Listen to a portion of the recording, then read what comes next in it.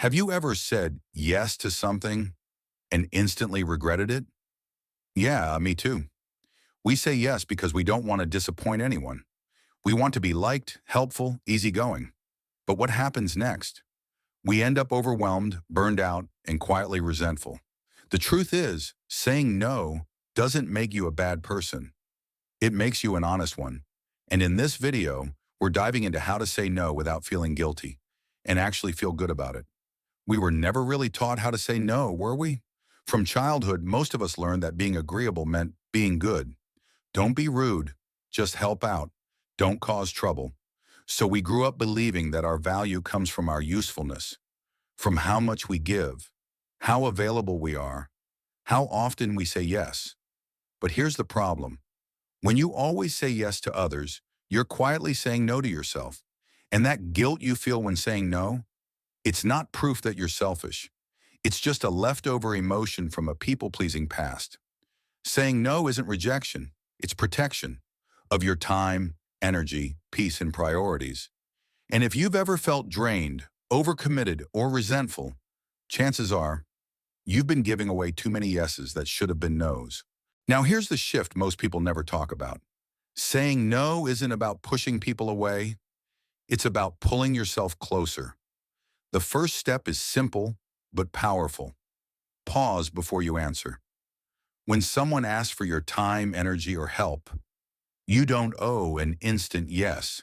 Say something like, "Let me check and get back to you," or "I need a moment to think about that." This pause gives you space to check in with yourself. Do I actually want to do this? Do I have the capacity? And here's a truth bomb.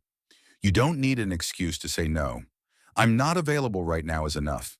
No long apology, no fake calendar conflict, just truth respectfully delivered.